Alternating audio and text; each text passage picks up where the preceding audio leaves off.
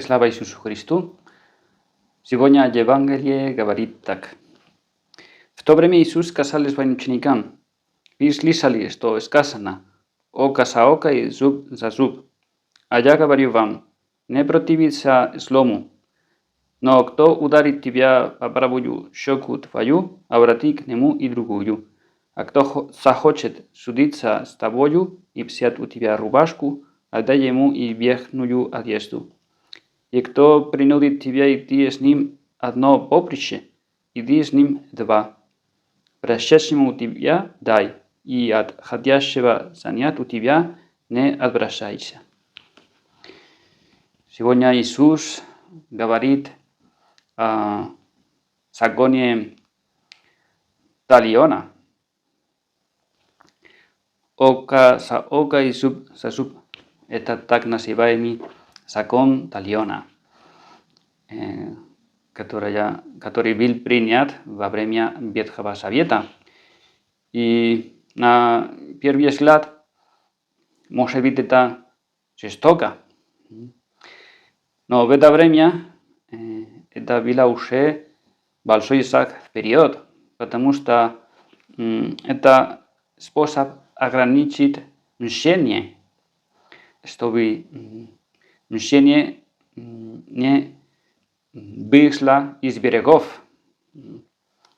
Раньше гражданское общество не было так развито. Сейчас есть судья, можно обратиться к суду и так далее, и решить свои проблемы. Но раньше это не было так развито, и, может быть, все было в руках людей.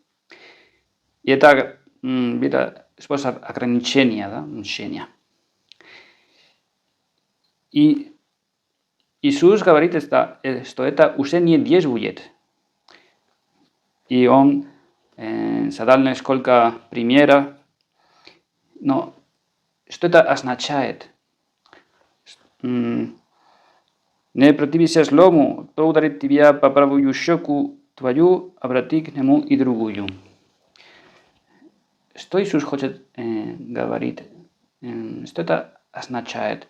Что уже закон талиона не действует. Действует закон любви. И мы должны любить, как Бог любит нас, без ограничения. Всегда прощать, как сам Иисус сделал. И эти примеры сам Иисус Христос сделал. Когда отдали ему по щеку, он не дал ответ и так далее. Всегда Иисус прощает. И нам нужно поступить так же. Допустим, когда действует закон любви, это как будто у человека есть брат, и допустим, что у брата с ума сошел, и он обижает его, папу, маму, он даже хочет украсть дома. Если этот человек любит своего брата, конечно, ему очень трудно это, потому что как поступает этот брат?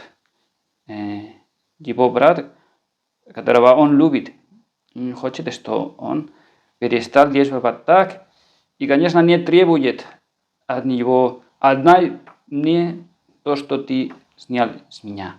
Но старается решить эту проблему, что все было как раньше. Потому что он знает брата своего, он любит брата своего и хочет, чтобы примирились. Да? Таким образом, Бог любит нас. Бог наш Отец Небесный, когда мы плохо поступаем, всегда прощает, стараясь, что мы обратились, не вернулись dobremu puti. I почему, конечно, это трудно, но что изменилось? Почему уже закон тальона не действует, и действует закон любви? Потому что Иисус пришел на землю, чтобы принести с собой благодать. Раньше невозможно было это делать. Это вспоминает мне другой разговор Иисуса о свободе, о разводе. Раньше невозможно было, и Бог терпел это по жестокосердию людей. Без благодати невозможно. И Бог терпел это время. Но сейчас с благодатью возможно. И можно любить таким образом, как Иисус требует или просит, или, по крайней мере, говорит, что там нужно любить, обращаться к окружающим. Потому что Он пришел, принес с собой благодать, спасение. И что это благодать? Благодать – это жизнь Иисуса Христа, воскресшего в нас. Божественная жизнь внутри нас, сила Святого Духа. С этим возможно. Возможно любить таким образом, возможно прощать, возможно жить, как Иисус говорит, по любому поводу, по отношению к людям, по отношению к жене, к мужу и таким образом. Когда мы чувствуем себя уставшими, и иногда говорим, мне нужно пить чуть-чуть кофе или чуть-чуть чай, или пить чашку чая, чтобы набирать силу. И тогда можно вернуться к работе с новыми силами, по крайней мере, до конца дня. Также с ними по поводу благодати. С благодатью можно. Это сила Святого Духа, которая действует в нас, через нас. Это то, что сделала Дева Мария. Она позволила Святому Духу действовать в ней, через нее, и она стала самая святая. И сейчас, конечно, на небесах и даже помогает нам действовать, поступать таким образом. Благодаря благодати. Пусть Пресвятая Богородица, невеста Святого Духа, Матерь Сына Бога, дочь